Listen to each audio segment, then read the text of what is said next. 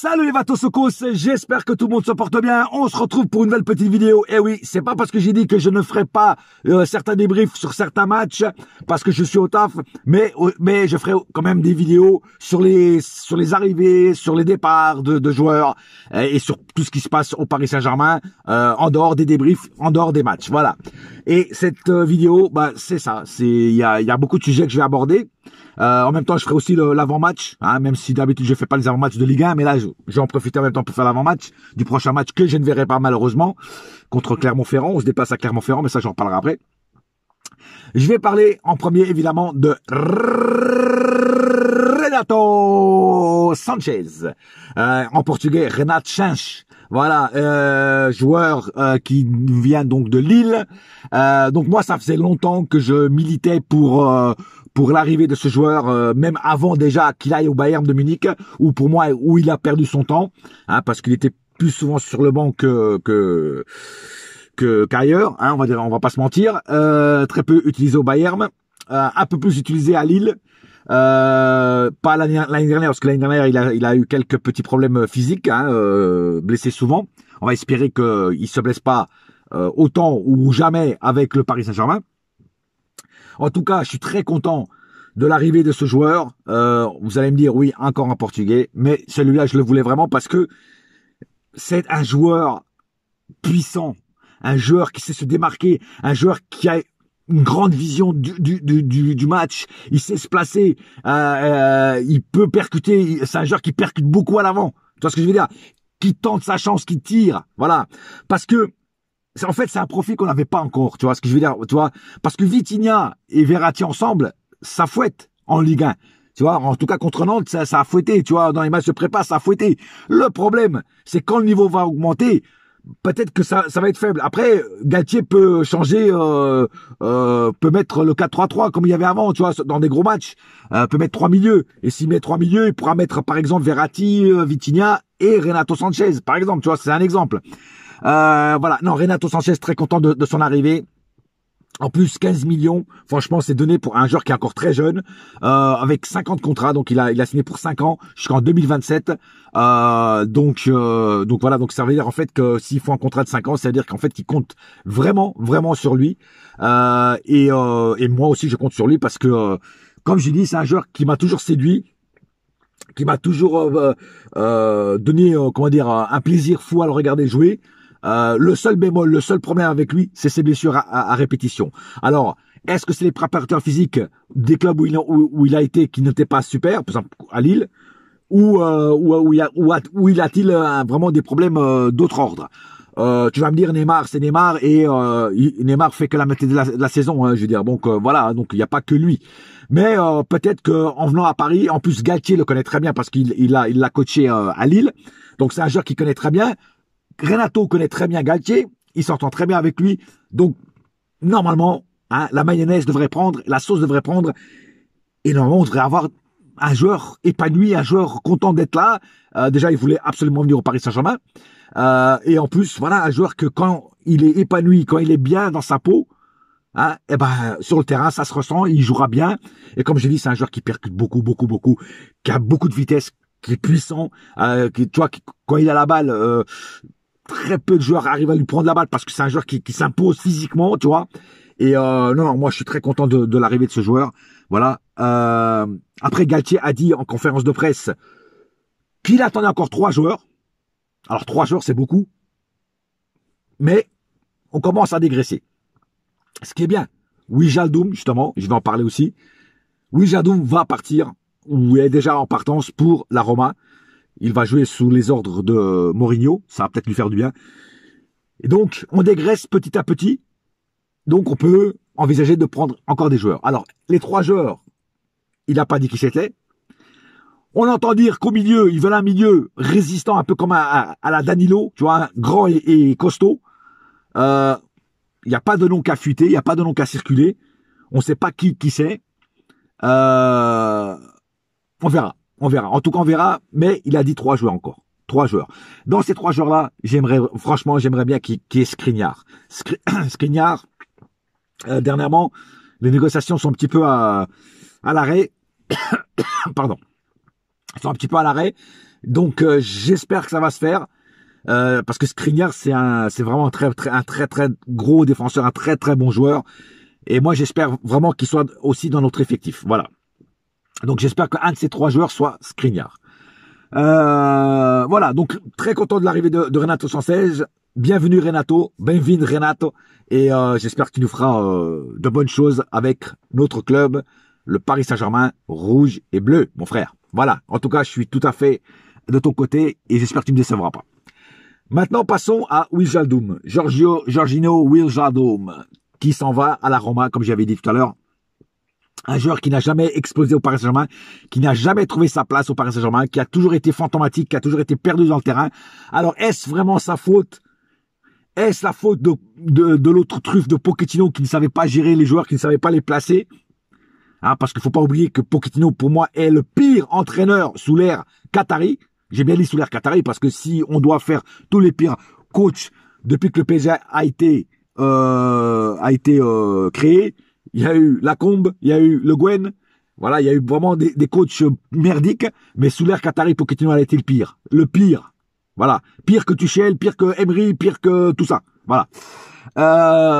Donc, est-ce que c'est plus la faute du coach qui savait pas l'utiliser comme il doit être utilisé, ou est-ce que c'est lui qui s'est jamais intégré dans l'équipe, qui s'est jamais intégré dans le système du Paris Saint-Germain? Ça, il faudra lui demander à lui-même. Il y a que lui qui a la réponse. Mais en tout cas, pour moi, c'est une grosse déception de ce joueur, une grosse décision, parce que c'est un joueur qui a beaucoup de potentiel, qui a un niveau énorme. À Liverpool, il était énorme. Avec les oranges mécaniques, c'est-à-dire la sélection hollandaise, il est énorme. Il y a qu'au PSG qui était pourri. Voilà. Donc, je dirais bye bye Wijnaldum, bienvenue des nouveaux joueurs. Voilà. Et je ne souhaite aucun mal. J'espère qu'il va réussir à la Roma.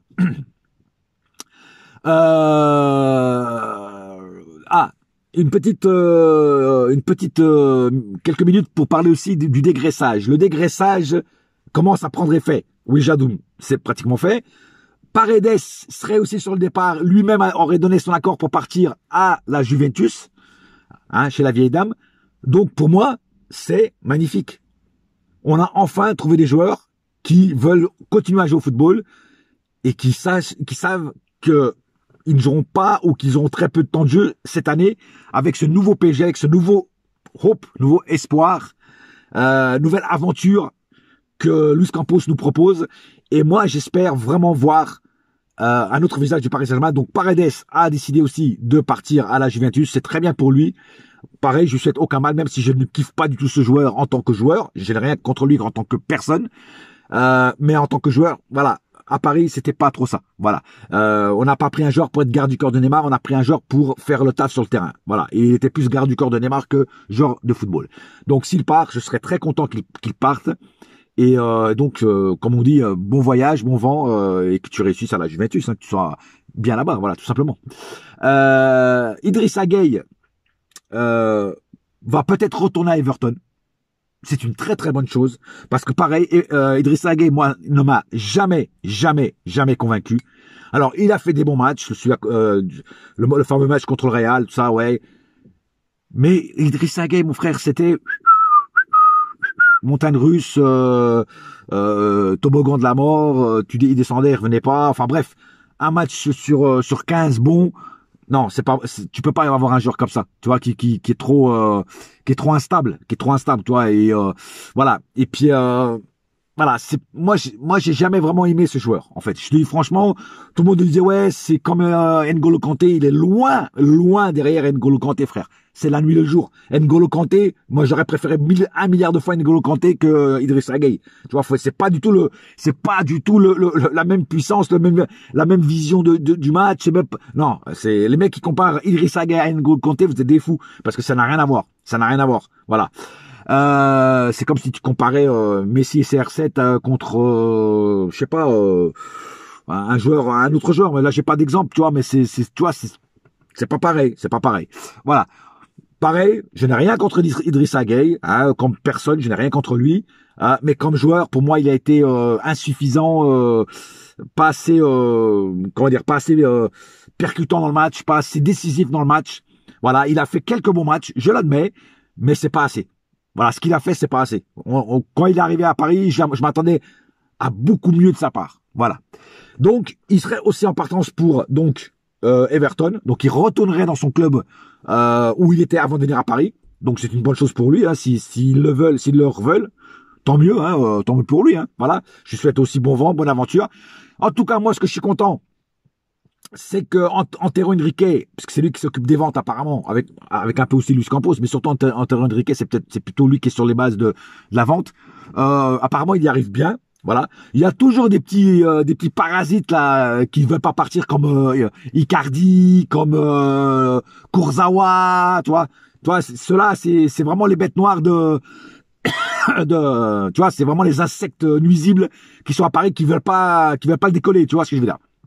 Même Kerrer, j'allais oublier Kerrer. Même Kerrer a décidé de partir dans un club espagnol.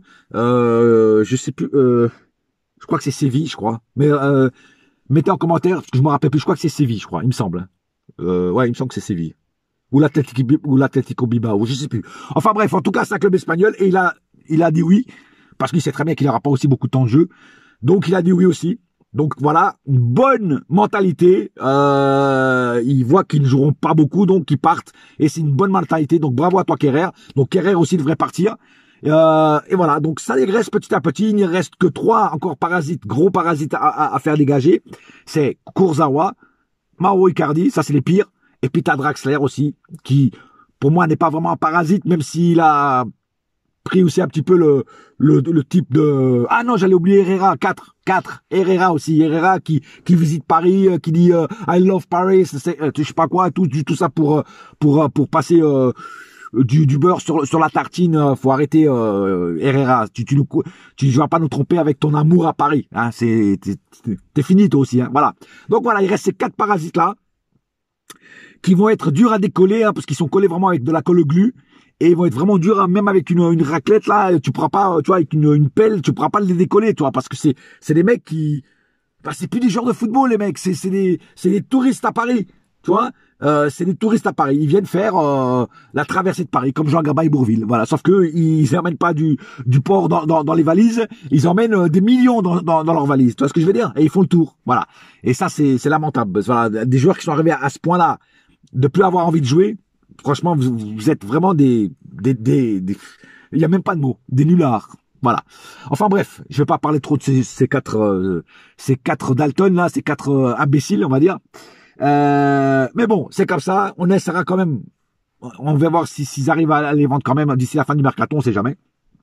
Mais en tout cas, il y en a quand même déjà 4. Kerrer, Wijnaldum, Paredes et Gay, ces 4 là qu'on va peut-être réussir à faire partir avant la fin du mercato. En tout cas, c'est dans le bon chemin. On verra. Wijnaldum, c'est pratiquement fait. Et Paredes, il y a encore quelques trucs à discuter, mais apparemment, ça serait presque fait aussi. On va voir. J'espère, parce que dans le foot, un jour c'est vert, un jour c'est rouge. Tu vois ce que je veux dire? Voilà. Donc, on va voir. Hein. T'as le feu vert, puis après t'as le feu rouge. Tu vois? T'as pas le feu orange. C'est un l'un ou l'autre. Tu vois? Enfin bref. Voilà. En tout cas.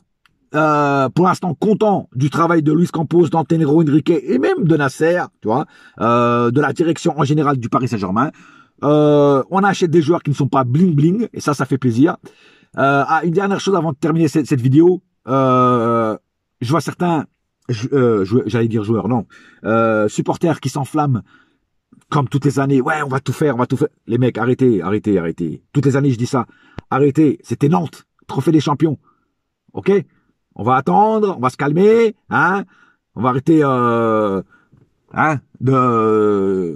dire des conneries, hein. Je sais pas, aller à la pêche, je sais pas, toi, aller à la pêche, attraper des mouches, pour envoyer aux poissons, je sais pas, faites quelque chose, mais arrêtez de dire des conneries, parce que toutes les années on dit ça et toutes les années on se plante. Donc faut redescendre de l'Empire State Building.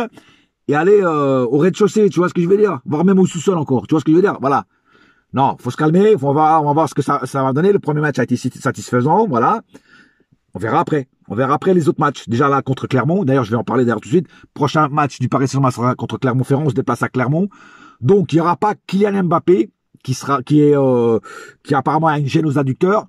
Il y en a déjà qui disent ouais déjà tout le mec n'a même pas commencé là, il est déjà blessé. Calme. c'est Clermont-Ferrand en face sans manquer de respect à Clermont. Vous n'allez pas me dire que Neymar et Messi sont pas capables de planter contre Clermont, frère. Hein, faut arrêter les délires.